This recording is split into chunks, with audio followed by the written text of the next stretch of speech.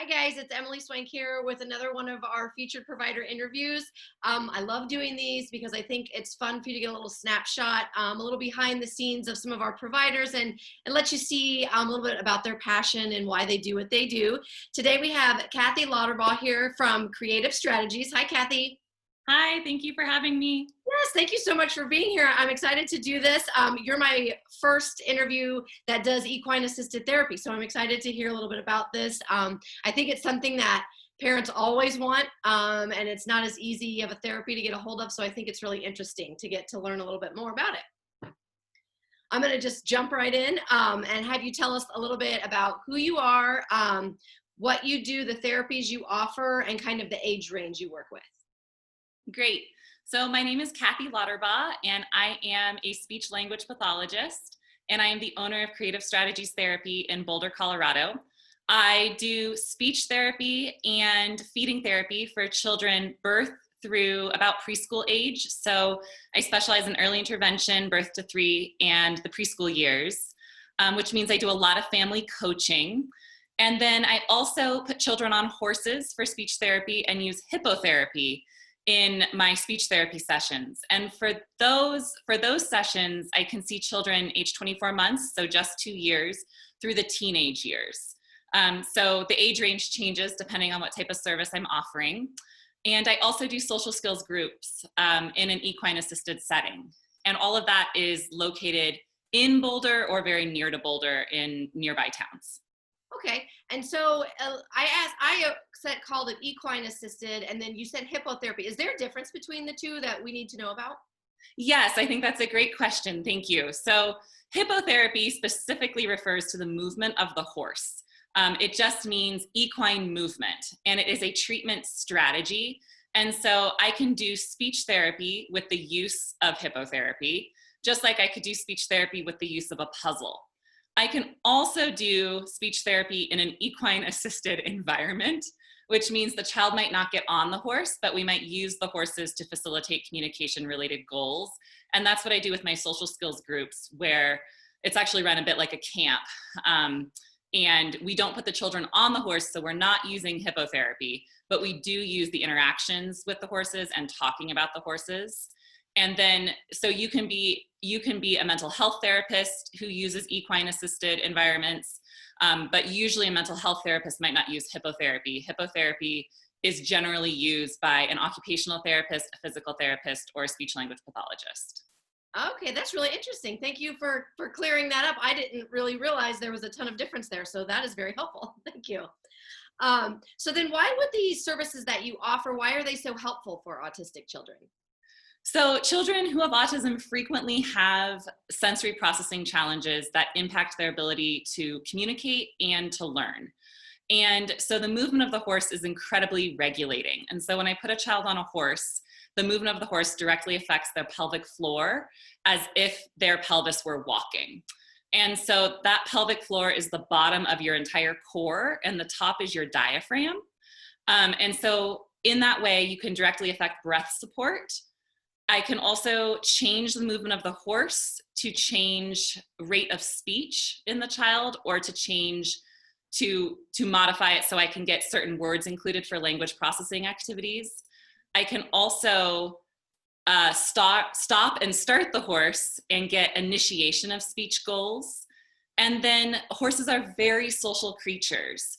And so even if I'm using hippotherapy, where my main focus is to use the movement of the horse, I can still comment about how that horse is interacting with other people and with other animals. And kids who have autism learn so much about social emotional skills just by being around the horses and working on things like whole body listening with the horse's ears and the horse's eyes. And often because it's an animal, there's less pressure than when we try to do this with other people.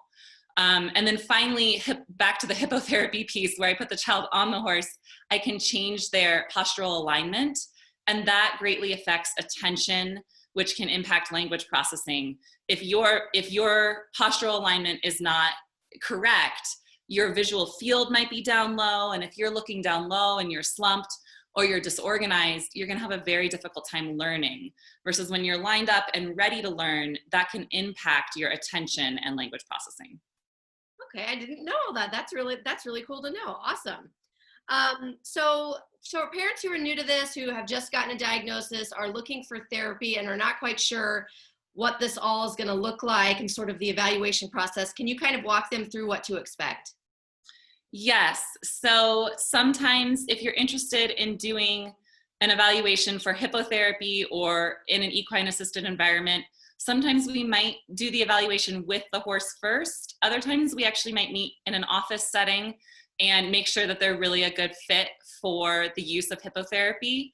I can usually tell from a phone call. So for my practice, I spend about 20 to 30 minutes on the phone just to make sure we're a good fit. And then I also am very passionate about family coaching. So if you work with me, there's going to be a lot of brainstorming about what strategies are meaningful to your child and to your family as a whole unit.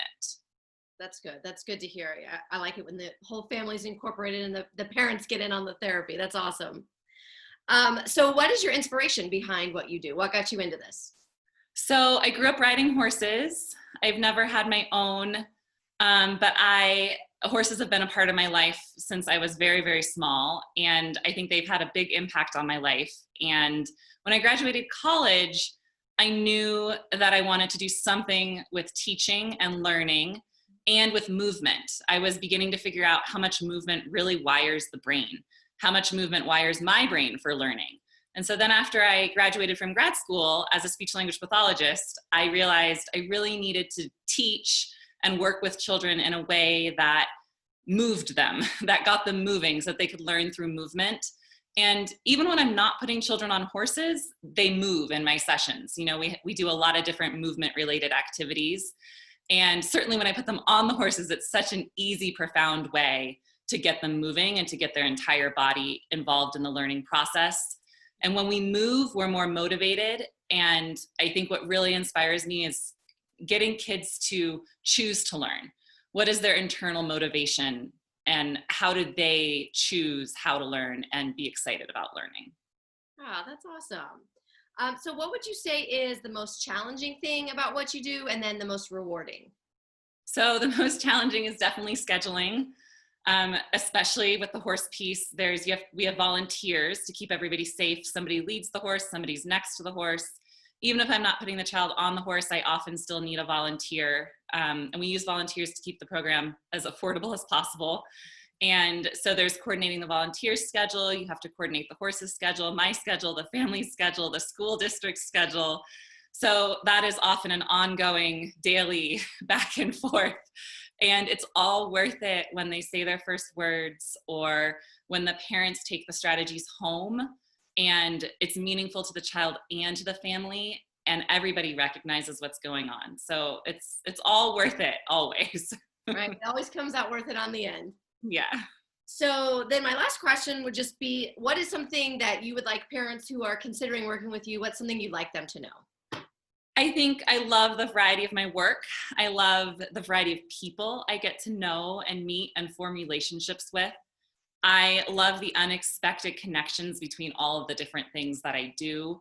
I will find myself in a feeding therapy session thinking about, wow, I just did this with hippotherapy. And you think, well, how can feeding be the same as when the kid is on the horse? And I think for me, it comes down to figuring out what makes children tick, how do we learn and how do we find enjoyment in learning? And so I find a lot of joy just from the unexpected connections. And as a parent myself, I really have grown to just respect all the families I work with so much because I know how much they're doing for their kids. And I think even in my own home, when I'm trying to bring all of my knowledge home to my family's routines to make our family life a little bit more peaceful and easier, it's really hard. And I think if it's hard for me, I think about how challenging it is for all these families and how much energy they put into helping their children. So that's a little bit about me. Yeah. Well, I really appreciate teaching us a little bit about equine assisted therapy, hippotherapy, the services that you offer. I know this is a popular one that so many parents are interested in, and so it's good to know a little bit more about it. Thank you so much for taking your time to be with us today. Guys, if you are interested in contacting Cathy, or you just want to know a little bit more information about Creative Strategies, I'll have a link to her profile on our site, Autism Assistant, in the video description. So you can click on that, go see her profile, see all the info about them, and contact her directly through there. Thank you so much for being here with us today. I really appreciate it. Yeah, thank you for having me.